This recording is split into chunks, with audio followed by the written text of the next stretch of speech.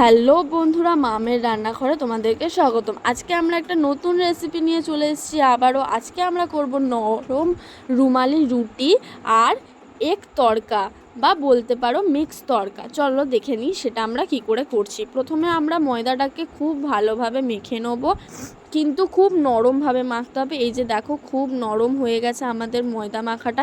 এটা এবারে আমরা আধ ঘন্টা রেস্টে রেখে দেবো, একটু তেল মাখিয়ে। আধ ঘন্টা রেস্টের পর দেখতে পাচ্ছ এই যে আমার মা মাখছে, কত সুন্দর নরম তুলতুলে হয়েছে।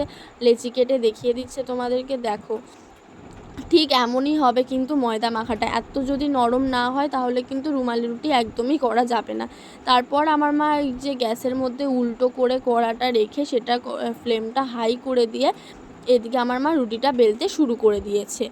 খুব নরমভাবে বেলতে হবে, ময়ম দিয়ে দিয়ে বেলতে হবে। এতটাও পাতলা করে দেবো না যে এপার ওপার দেখা যাবে, পাতলাও করব না খুব বেশি, আর খুব বেশি মোটাও করব না, মিডিয়াম আমাদেরকে রাখতে হবে, যাতে রুমালি রুটির মতো যেন মনে হয় জিনিসটাকে যে হ্যাঁ এটা রুমালি রুটি। এইটাই হচ্ছে ব্যাপার। এই যে আমার মা এখানে খুব সুন্দরভাবে বেলে নিচ্ছে রুমালি রুটিটাকে। আমাদের এখানে এই রুমালি রুটিটা বেলা হয়ে গেছে, দেখতে পাচ্ছ। খুব কিন্তু পাতলা হয়নি, খুবও কিন্তু মোটা থাকেনি জিনিসটা। খুব সুন্দরভাবে আমার মা বেলে নিয়েছে জিনিসটা। এবারে এইটাকে আমার মা দেখে নিয়েছে। ওদিকে আমাদের কড়া গরম হয়ে গেছে। এবারে রুমালি রুটিটা আমার মা দিয়ে দেবে। এই যে দেখো, খুব সুন্দরভাবে দিয়ে দিয়েছে। এই এমনভাবেই দিতে হবে কিন্তু পুরো জিনিসটাকে, ওই কড়ার মধ্যে সোজা করে দিলে কিন্তু হবে না। আর খুব ভালোভাবে কিন্তু দেখে দেখে করতে হবে। এই যে আমার মা দেখতেই পাচ্ছ, খুব ভালোভাবে দেখে দেখে করছে। ওদিকে আমার মা আরও একটা রুটি বেলতে শুরু করে দিয়েছে। রাতের খাওয়ার জন্য একদম এই জিনিসটা বেস্ট, আমি তো মনে করি সেটাই। চলো আবারও আমার মা এটাকে এরমভাবে উল্টে পাল্টে দেখে নিয়েছে। এবারে আমরা এই রুটিটাকে একটা কাপড় দিয়ে একটুখানি সেঁকে সেঁকে নিয়ে নেবো, যাতে ভেতরটা একটু সিদ্ধ হয়ে যায় খুব ভালো করে। আর সিদ্ধ না হলে খেতে ভালো লাগবে না, তাই জন্য। এই যে দেখো, খুব সুন্দরভাবে আমাদের কিন্তু রুমালি রুটি তৈরি হয়ে গেছে। এবারে আমরা করব তড়কা। চলো সেটাও এবারে আমরা দেখে নিই। তড়কাটা আমরা আগের দিন রাত্রেবেলা ভিজিয়ে রেখেছিলাম। তারপর আমার মা এই যে দিয়ে দিল একটা প্রেশারে দেওয়ার পর সেটার মধ্যে এই যে জল দিয়েছে। এবারে আমার মায়ের মধ্যে দেবে নুন, পরিমাণ মতো নুন দেবেন আপনারা বুঝে। তারপরে দেবে হলুদ দিয়ে এর মধ্যে একটুখানি সামান্য অনুযায়ী একটু তেল দিয়ে সেটাকে আমরা বসিয়ে দেবো সিদ্ধ করতে। আর সিদ্ধ করতে মিনিমাম 4 থেকে 5টা সিটি দিলে হয়ে যাবে। এই যে আমাদের উপকরণ লাগবে এই জিনিসগুলো আমরা বলে দেবো সব কিছু। আপনারা এবার দেখুন, হচ্ছে আমার মা এখানে একটা কড়ায় তেল গরম বসিয়ে দিয়েছে, যেটার মধ্যে আমরা দিয়ে দিলাম ডিম। প্রথমেই বলেছিলাম এটা মিক্স তড়কা হবে, তো মিক্স তড়কার মধ্যে একটু ডিম না দিলে ভালো লাগে বলো? তাই জন্য আমরা দিয়ে দিলাম এর মধ্যে একটুখানি ডিমটা মা খুব ভালোভাবে ভেজে নেবে। সেই ডিমটা আমরা ভেজে নিয়ে, তোমরা দিতেও পারো নাও দিতে পারো, এটা অপশনাল, সবার ঘরে তো থাকে না সবসময় অ্যাভেলেবেল, তাই জন্য। মা ডিমটা ভালো করে ভেজে তুলে নিয়ে একটা কড়ায় আবারও তেল গরম বসিয়ে দিয়েছে।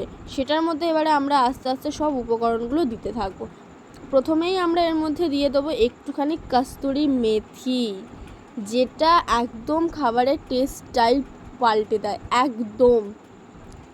অবশ্য মায়ের হাতের রান্না এমনি খুব সুন্দর হয়, আমরা সবাই জানি, কিন্তু এই যে কস্তুরি মেথিটা দেওয়া হয় না, তাতে গন্ধও খুব সুন্দর আসে এবং খাবারে খুব সুন্দর স্বাদও আনে। তারপর আমার মা দিয়ে দিল কিছু কুচিয়ে রাখা পেঁয়াজ। সেটাকে খুব ভালোভাবে কিন্তু মানে ভাজতে হবে, না লাল করে ভাজলে কিন্তু বুঝতে পারবেন না পুরো ব্যাপারটা। ভালো করে লাল করে ভেজে নিয়ে সেটার মধ্যে একটুখানি চিনি, আদা, রসুন কুচি, লঙ্কা কুচি দিয়ে আবারও সেটা আমার মা ভালো করে খুব ভালো করে ভেজে নেবে। লাল করে একদম ভাজতে হবে, একদম লাল করে একদম ভাজবো আমার মা। তারপরে আমরা একটুখানি এখানে নুন দিলাম, কারণ আমরা কিন্তু তড়কায় প্রথমেই নুন দিয়ে দিয়েছিলাম। এবারে আমরা এটার মধ্যেও যদি নুনটা দিয়ে দিই তাহলে এতটাই নুন হয়ে যাবে যে আর খাওয়া যাবে না। তারপরে আমার মা এর মধ্যে দিয়ে দিল মাটন কিমা, তারপরে একটুখানি দিয়ে দিল টমেটো, কুচিয়ে রাখা টমেটো ছিল সেগুলোই দিয়ে দিল। তারপরে আমরা এখানে মশলা অ্যাড করব। প্রথমেই দিয়ে দিল গরম মশলা গুঁড়ো, হলুদ গুঁড়ো, লঙ্কা গুঁড়ো, জিরে গুঁড়ো, ধনে গুঁড়ো। কিছু কিছু জিনিস আছে যেগুলো আমাদেরকে এখানে দিতেই হবে। তারপরে আমার মা এখানে দিয়ে দিল মাটন মশলা। এটা এখানে দিতেও পারো নাও দিতে পারো, এটাও অপশনাল, কিন্তু আমার মা দিয়েছে একটুখানি স্বাদ হবে তাই জন্য। তারপরে আবারও আমরা এই মশলাটাকে খুব ভালোভাবে কষিয়ে নেবো কড়ায়। তখন কিন্তু আমরা ফ্লেমটা খুব আস্তে করে রাখবো। তারপরে ভেজে রাখা যেই ডিমটা আমরা রেখেছিলাম সেই ডিমটাও দিয়ে দেবো। তারপরে কুচিয়ে রাখা যেই ধনেপাতাগুলো রেখেছিলাম সেগুলোকেও আমরা সেটার মধ্যে এবারে অ্যাড করে দেবো। আমাদের হয়েই এসছে মোটামুটি। তারপর এই যে আমরা তড়কা সেদ্ধ বসিয়ে দিয়েছিলাম সেই তড়কাটাকে ঢেলে দিলাম, কারণ আমাদের হয়ে গেছে। এইবার আমরা সব কিছু রেডি করব। চলো এটাও আমরা দেখে নিই।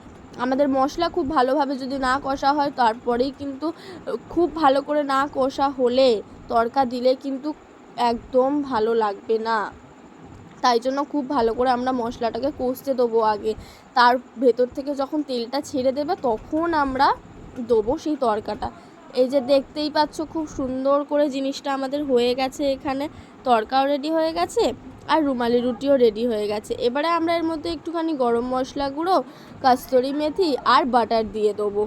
তারপর আমাদের এই যে পুরো রেসিপিটা রেডি হয়ে গেছে, দেখতে পাচ্ছ খুব সুন্দর লাগছে। তোমাদের যদি রেসিপিটা ভালো লাগে তাহলে একটা লাইক, কমেন্ট, শেয়ার আর সাবস্ক্রাইব করতে কিন্তু ভুলবে না। আমরা নতুন নতুন রেসিপি নিয়ে আবারও আসবো।